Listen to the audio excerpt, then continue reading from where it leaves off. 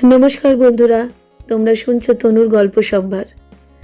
আজ আমি শোনাতে চলেছি প্রখ্যাত হাস্যরসিক সাহিত্যিক শিবরাম চক্রবর্তীর এক দারুণ মজার ছোট গল্প, হর্ষবর্ধনের সূর্য দর্শন। হর্ষবর্ধন আর তার অদ্ভুত বুদ্ধির খেলা। এই গল্পে যেমন আছে মজা, তেমনই আছে ব্যঙ্গ আর রসের ছোঁয়া। আরেকটা কথা আগে থেকেই বলে রাখি, আমার গলাটা আজ একটু ধরে রয়েছে, পুরোপুরি ঠিক হয়নি। তবুও তোমাদের ভালোবাসার টানেই আজ গল্প নিয়ে হাজির হয়েছি। যদি কোথাও সামান্য অসুবিধা হয় তোমরা একটু ক্ষমা করে দিও, কেমন?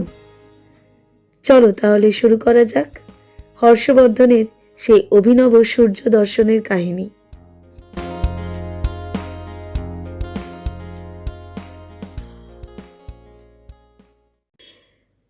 সূর্য দর্শন না বলে সূর্যগ্রাস বললেই ঠিক হয় বোধহয়। রাহুর পরে এক মহাবীরই যা সূর্যদেবকে বগল দাবাই করেছিলেন, কিন্তু যত বড় বীর বাহুই হন না, হর্ষবর্ধনকে হনুমানের পর্যায়ে কখনো ভাবাই যায় না। তাই তিনি যখন এসে পড়লেন, সূর্যি মামাকে দেখে নেব এইবার, তখন বলতে কি আমি হাঁ হয়ে গেছিলাম। আমার হাঁকারের কোনো জবাব না দিয়েই তিনি হেয়ালি পারলেন, সুন্দরবনের বাঘ শিকার তো হয়েছে, চলুন এবার পাহাড়ে বাঘটাকে দেখে আসা যাক। যদ্দূর আমার জানা, না বলে আমি পারলাম না। বাঘরা পাহাড়ে বড় একটা থাকে না, বনে জঙ্গলেই তাদের দেখা মেলে। হাতিরাই থাকে পাহাড়ে। পাহাড়দের হাতি মার্কা চেহারা দেখেছেন তো? কে বলেছে আপনাকে? তিনি প্রতিবাদ করলেন আমার কথায়। টাইগার হিল তাহলে বলেছে কেন? নাম শোনেননি বুঝি টাইগার হিলের? শুনবো না কেন? তবে সেই হিলে যদ্দূর জানি কোনো টাইগার থাকে না, বাবুরা বেড়াতে যান। সূর্যি ঠাকুর সেই পাহাড়ে ওঠেন রোজ সকালে, সে নাকি অপূর্ব দৃশ্য, তাই দেখতেই তো যায় মানুষ। আমরা যাব, আমি, আপনি আর গোবরা, এই তিনজন। বিকেলের দিকে পৌঁছালাম দার্জিলিং এ। টাইগার পাহাড়ের কাছাকাছি এক হোটেলে ওঠা গেল। খাওয়া থাকার বন্দোবস্ত করে হোটেলের মালিককে অনুরোধ করলাম দয়া করে আমাদের কাল খুব ভোরের আগে জাগিয়ে দেবেন। কেন বলুন তো? আমরা এক একটি ঘুমের ওস্তাদ কিনা, তাই বলছিলাম। ঘুম পাহাড়ও বলতে পারেন আমাদের, বললেন হর্ষবর্ধন। যে ঘুম পাহাড় খানিক আগে পেরিয়ে এসেছি আমরা, তাই আমাদের এই পাহাড়ে ঘুম সহজে ভাঙবার নয় মশাই। নিজগুনি আমরা ঘুম থেকে উঠতে পারবো না। গোবরাও যোগ দিল আমাদের কথায়। তাই আপনাকে এই অনুরোধ করছি। কারণটা জানতে পারি? কারণ আমরা কলকাতা থেকে এসেছি, অদূরে এসেছি কেবল সূর্যোদয় দেখবার জন্য। সূর্যোদয় দেখবার জন্য? কেন, কলকাতায় কি তা দেখা যায় না? সেখানে কি সূর্য ওঠে না নাকি? উঠবে না কেন, কিন্তু দর্শন মেলে না। চার ধারেই এমন উঁচু উঁচু সব বাড়িঘর যে সূর্যি চাকরে ওঠা নামার খবর টের পাবার জো নেই। তাছাড়া তাল গাছও তো নেই কলকাতায়, থাকলে না হয় তার মাথায় উঠে দেখা যেত। গোবরা এই তালে একটা কথা বললো বটে, তালে বরের মতন। তাল গাছ না থাক, তিতলা বাড়ি আছে তো, তার ছাদে উঠে কি দেখা যেত না? বলতে চান ম্যানেজার। থাকবে না কেন তিতলা বাড়ি? তিতাল, চৌতাল, ঝাঁপতাল সব রকমেরই বাড়ি আছে, বলে হর্ষবর্ধন তার উল্লিখিত শেষের বাড়ির বিশদ বর্ণনা দেন। এই ঝাঁপতাল বাড়ি নামে যেসব 7-10 তলা বাড়ি থেকে ঝাঁপ দিয়ে মরবার তালে ওঠে মানুষ, তেমন বাড়িও আছে বই কি, কিন্তু থাকলে কি হবে? তাদের ছাদে উঠেও বোধহয় দেখা যাবে না সূর্যোদয়। দূরের উঁচু উঁচু বাড়ির আড়ালেই ঢাকা থাকবে পূর্ব আকাশ এক হয় যদি মনুমেন্টের মাথায় উঠে দেখা যায়। আমি জানাই, তা সেই মনুমেন্টের মাথায় উঠতে হলে পুরো দিন লাগবে মশাই। ও আমার এই দেহ নিয়ে, দেহটা দেখেছেন তো? হর্ষবর্ধনের শকাতর আবেদনে হোটেলের মালিক তার দেহটি অবলোকন করে, তারপরে সায় দেন, তা বটে, তবে দেখুন এই জন্মে আমার সূর্যোদয় দেখা হচ্ছে না, তাহলে এই মানব দেহ ধারণ বৃথাই হলো। তাই আমাদের একান্ত অনুরোধ, এখানে নাকি অবাধে সূর্যোদয় দেখা যায়, আর তা নাকি একটা দেখবার জিনিস সত্যি। সেই কারণেই আপনাকে বলছিলাম, আমাদের যুগপৎ প্রতিবেদন দয়া করে আমাদের ভোর হবার আগেই ঘুম থেকে তুলে দেবেন, এমনকি দরকার হলে জোর করেও। কোনো দরকার হবে না, ম্যানেজার জানান। রোজ ভোর হবার আগে এমন শোরগোল বাঁধে এখানে যে তার চোটে আপনা থেকেই ঘুম ভেঙে যাবে আপনাদের। শোরগোল বাঁধে কেন? কেন আবার? ওই সূর্যোদয় দেখবার জন্যে, যে কারণে যেই আসুক না হাওয়া খেতে কি বেড়াতে কি কোনো ব্যবসার খাতিরে, ওই সূর্যোদয়টি সবারই দেখা চাই। হাজারবার দেখেও আশ মেটে না কারো, একটা বাতিকের মতোই বলতে পারে। আমরাও এখানে চেঞ্জে আসিনি, বেড়াতে কি হাওয়া খেতেও নয়, এসেছি ঠিক কি কারণেই। তাই রোজ রোজ হবার আগেই হোটেলে বোর্ডাররা সব গোল পাকায়, এমন হাঁকডাক ছাড়ে যে আমরা মাসে এই হোটেলের কর্মচারীরা যারা অনেক রাতে কাজকর্ম সেরে ঘুমোতে যায় আর অত ভোরে উঠতে চায় না, সূর্য ভাঙে আমাদের ব্যবসা হলেও সূর্য দেখার একটুও গরজ নেই। একদম সেজন্য ব্যতিব্যস্ত নয়, তাদেরও বাধা হয়ে উঠতে হয় ওই হাঁকডাকের দাপটে। কাজেই আপনাদের কোনো ভাবনা নেই, কিছু করতে হবে না আপনাদের। কোনো বোর্ডারকে আমরা ডিস্টার্ব করতে চাইনি, কারোর বিশ্রামে ব্যাঘাত ঘটানো আমাদের নিয়ম নয়, আর দরকার হবে না। সাত সকালে সেই গোলমালে আপনাদের ঘুম যতই নিটল হোক না কেন, না ভাঙলেই আমি অবাক হব। অতঃপর নিশ্চিন্ত হয়ে হোটেলে ঘরে আমাদের মালপত্র রেখে বিকেলের জলযোগ পর্ব চাটা সেরে বেড়াতে বেরোলাম আমরা। তখন অবশ্য সূর্যোদয় দেখার সময় ছিল না, কিন্তু তাছাড়াও দেখবার মতো আরো নানান প্রাকৃতিক সৌন্দর্য মজুদ ছিল। তো সেই সব অপূর্ব নৈসর্গিক দৃশ্য দেখতেই আমরা বেরোলাম। সন্ধে হয় হয়, এধারে পাহাড়ে পথ ঘাট একটু ফাঁকা ফাঁকাই এখন। একটা ভুটিয়ার ছেলে এক পাল ভেড়া চড়িয়ে বাড়ি ফিরছে গান গাইতে গাইতে। শুনে হর্ষবর্ধন আহা উহু করতে লাগলেন। আহা কি মিষ্টি, কি মধুর, কেমন মুছো না, যোগ দিল গোবরা। শুনে প্রায় মুছো না হয় আর কি। একেই বলে ভাটিয়ালি গান, বুঝেছিস গোবরা? কান ভরে শুনে নে, প্রাণ ভরে শোন। ভাটিয়ালি গান বোধহয় এ নয়, মৃদু প্রতিবাদ আমার। সে গান গায় পূর্ব বাংলার মাঝিরা, নদীর বুকে নৌকার উপর বইটা নিয়ে বসে। ভাটির টানে গাওয়া হয় বলেই বলা হয় ভাটিয়ালি। তাহলে এটা কাওয়ালি হবে? সমজদারের মতন কন হর্ষবর্ধন। তাই বা কি করে হয়? গরু চড়াতে চড়াতে গাইলে তাই হতো বটে, কিন্তু কাউ তো নয়, ও তো চড়াচ্ছে ভেড়া।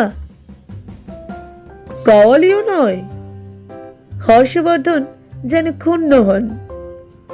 রাখালি গান বলতে পারো দাদা, ভাই বাতলায়।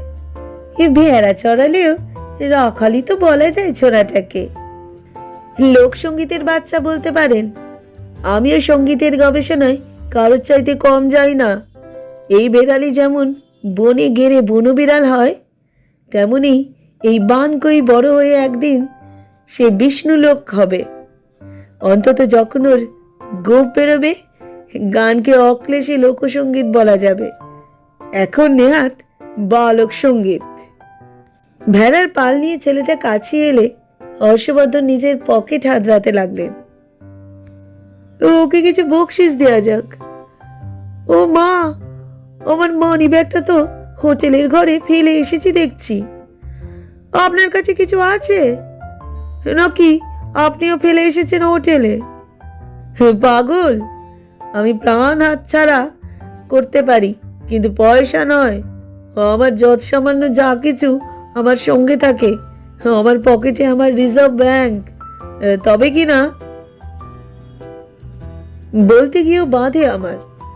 চক্রবর্তীরা যে কঞ্জুস হয় সে কথা মুখ ফুটে বলি কি করে? নিজ গুণ কি গণনা করবার? তাহলে ওকে কিছু দিন মশাই, একটা টাকা অন্তত। দিলাম। টাকা পেয়ে তো ছেলেটা দস্তুর মতো হতবাক। পয়সার জন্য নয়, প্রাণের তাগাদার অকারণ পুলকেই গাইছিল সে। তাহলেও খুশি হয়ে আমাদের সেলাম বাজিয়ে নিজের সাঙ্গপাঙ্গদের নিয়ে এসে চলে গেল। খানিক বাদে সেই পথে আবার এক রাখাল বালকের আবির্ভাব। সেই ভেড়ার পাল নিয়ে সেই রকম সুর ভাজতে ভাজতে তাকেও 1 টাকা দিতে হয়। আবার খানিক বাদে আবার আরেক, পঞ্চম গলা চড়িয়ে ফিরছে ওই পথেই। তার সরাঘাতের হাত থেকে রেহাই পেতে অর্ধচন্দ্র দেওয়ার মতো একটা আদুলি দিয়ে তাকে বিদায় করা হলো। তারপর আরো আরো মিশ পালকের গাইয়ে বালকের দল আসতে লাগলো পরম্পরায় ওই পথে, আর আমিও তাদের বিদায় দিতে লেগেছি।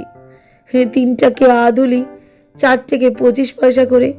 বাকিগুলোর পুঁজি হালকা হওয়ার হেতু বাধ্য হয়ে 10 পয়সা 5 পয়সা করে দিয়ে তাদের গন্তব্য পথে পাচার করে দিতে হলো। সেই একটা ছেলেই ঘুরে ঘুরে আসছে না তো দাদা? গোবরা সন্দেহ করে। শেষটায় পয়সা নেবার ফিকিরে সেই একটা ছেলেই নাকি মশাই? দাদা সুধা নামায়। কি করে বলবো? এক ভুটিয়া থেকে আরেকটা ভুটিয়াকে আলাদা করে চেনা সবার পক্ষেই শক্ত। এক বেড়ার পালকে আরেক পালের থেকে পৃথক করা কঠিন। ও আমার কাছে সব বেড়াই একই রকম, একই চেহারা। বলেন কি? হর্ষবর্ধন তাজ্জব হন। হ্যাঁ, সব এক ভ্যারাইটি। যেমন এক চেহারা, তেমনি এক রকমের সরলরি। কি ভেড়ার আর কি ভুটিয়ার।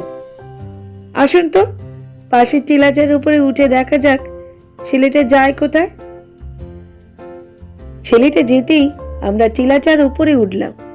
ঠিক তাই, ছেলেটার এই টিলাটার বীর মেরেই ফের আসছে বটে ঘুরে, গলা ছেড়ে দিয়ে সুরের সপ্তমে। কিন্তু এবার আর সে আমাদের দেখা পেল না। দেখা না পেয়ে টিলাটাকে আর চক্কর না মেরে তার নিজের পথ ধরল সে। আর চক্রত্বের থেকে মুক্তি পেলাম আমরাও। কিন্তু ছেলেটা আমাকে কপটদক শূন্য করে দিয়ে গেল। ওর একটু হলে তার গানের দাপটে আমার কানের সবকটা পর্দায় সে ফাটিয়ে দিয়ে যেত। তাহলেও কানের পাতলা পর্দার বেশ কয়েকটাই সে ঘায়েল করে গেছে। শেষ পর্দাটাই বেঁচে গেছে কোনো রকমে। আমার মতো আমার কানকেও কপটদক শূন্য করে গেছে। তাহলেও কোনো গতিকে কানে কানে বেঁচে গেলাম এ যাত্রায়। প্রাকৃতিক মাধুরী প্রচুর ভুরিভোজের পর বহুত হনটন করে হোটেলে ফিরতে বেশ রাত হয়ে গেল। তখন ঘুমে আমাদের চোখ ঢুলু ঢুলু, পা চলছে। কোনো রকমে কিছু নাকে মুখে গুজেই আমাদের ঘরের ঢালাও বিছানায় গিয়ে আমরা গড়িয়ে পড়লাম। গোপরা ভায়া, দরজা জানলা খড়খড়ি ভালো করে ইটে দাও সব, নইলে কোনো ফাঁক পেলে কখন এসে বৃষ্টি নামবে তার কোনো ঠিক নেই। বললাম আমি গোবর্ধনকে। এটা তো বর্ষাকাল নয় মশাই। দার্জিলিংয়ের মেজাজ তুমি জানো না ভাই। এখানে আর কোনো ঋতু নেই, গ্রীষ্ম নেই, বসন্ত নেই, শরৎ নেই, খালি দুটো ঋতুই আছে। শীতটা লাগাতার আর বর্ষণ যখন তখন। তার মানে চারধারে হালকা মেঘ ঘুরছে, নজরে না ঠাউর হলেও। মেঘলোকের উচ্চতাতে দার্জিলিং তো। জানলা খড়খড়ি ফাঁক পেলেই ঘরের ভেতরে সেই মেঘ এসে বৃষ্টি নামিয়ে সব ভাসিয়ে দিয়ে চলে যাবে। বলেন কি? তাই বলছি। আমি বললাম কিন্তু আর বলতে পারছি না। আমি ঘুমিয়ে পড়লাম। ঘুমোচ্ছেন তো, কিন্তু চোখ কান খোলা রেখে ঘুমোবেন, হাঁকলেন হর্ষবর্ধন। তেমন করে কি ঘুমানো যায় নাকি? আমি না বলে পারি না, চোখ তো বুঝতে হবে অন্তত। কিন্তু কান খাড়া রাখুন, কান খোলা রেখে সজাগ হয়ে ঘুমোন। একটু শোরগোল কানে এলেই বুঝবেন ভোর হয়েছে, জাগিয়ে দেবেন আমাদের। দেখা যাবে বলে আমি পাশ ফিরে শুই। কান দিয়ে কদূর কথাটা দেখতে পারবো তেমন কোনো ভরসা না করি। এক ঘুমের পর কেমন একটা আওয়াজ আমার কান খাড়া হয়। আমি উঠে বসি বিছানায়, পাশে ঠেলা দিই গোবরাকে। গোবরা ভাইয়া, একটা আওয়াজ পাচ্ছ না? কিসের আওয়াজ? পাকো আওয়াজ বাজছে যেন, কেউ যেন ভৈর রাগিনী সাজছে মনে হচ্ছে। ভৈর হলো ভোরবেলায় রাগিনী, ভোরবেলায় গায়। পাকো আওয়াজ বাজছে।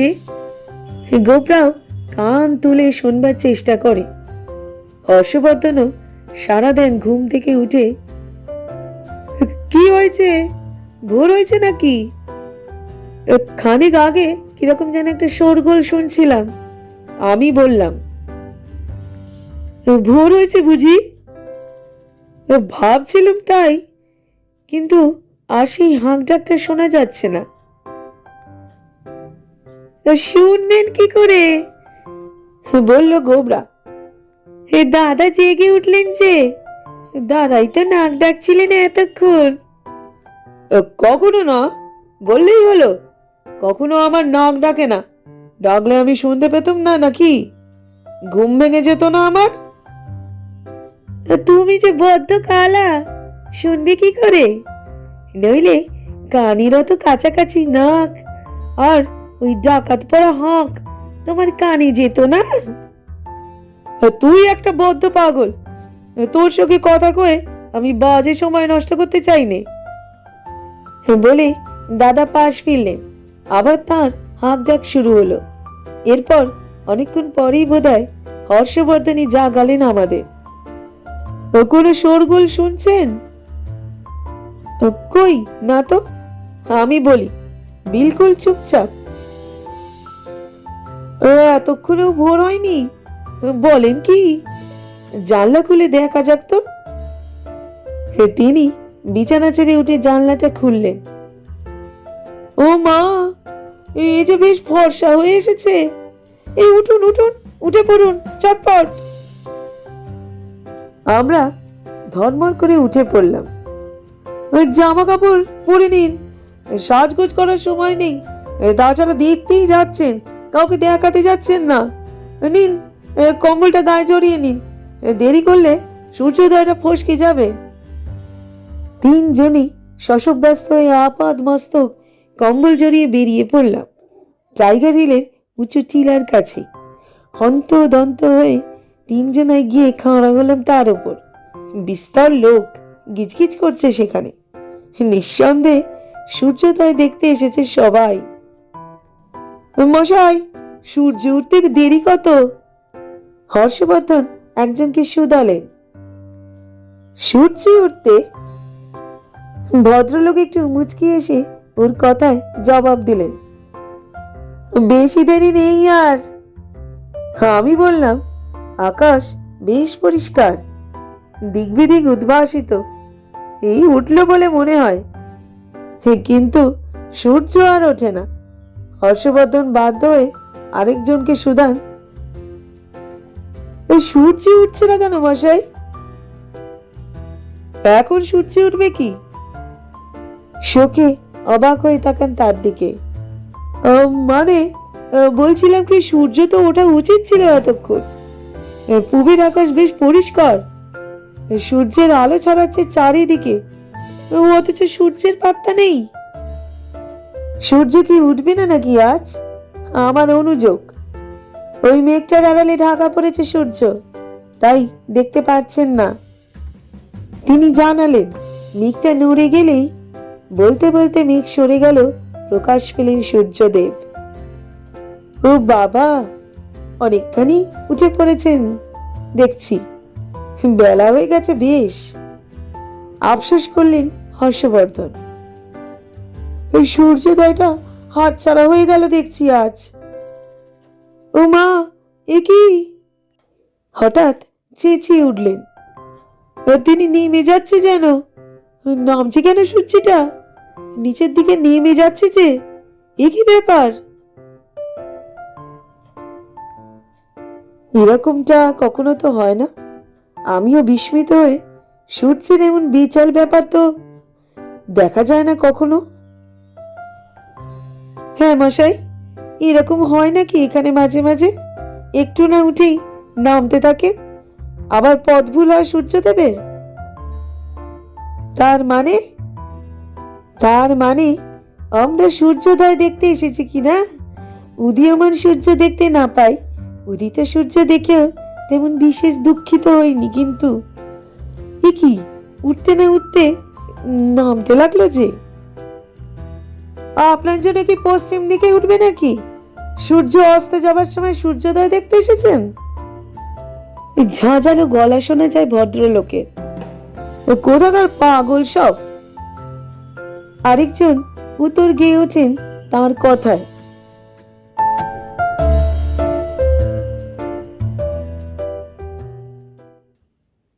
এই ছিল শিবরাম চক্রবর্তীর হাস্যরসাত্মক গল্প হর্ষবর্ধনের সূর্য দর্শন। হর্ষবর্ধনের যুক্তি আর কাজকর্ম আমাদের কেমন হাসায়, তেমনি ভাবতেও বাধ্য করে। কখনো কখনো আমরা নিজেরাই না বুঝে কত অদ্ভুত কাজ করে ফেলি। গল্পটি যদি তোমাদের ভালো লেগে থাকে তাহলে ভিডিওটি লাইক করো, শেয়ার করো, আর অবশ্যই চ্যানেলটিকে সাবস্ক্রাইব করতে ভুলো না। আর আমার গলার জন্য আজ একটু কষ্ট করে শুনলে তার জন্য অনেক ভালোবাসা রইল। আশা করি খুব তাড়াতাড়ি একদম ঠিক হয়ে আবার নতুন গল্প নিয়ে হাজির হব। ততদিনে ভালো থেকো, হাসি খুশি থেকো। আবার দেখা হবে তনুর গল্প সম্ভারে।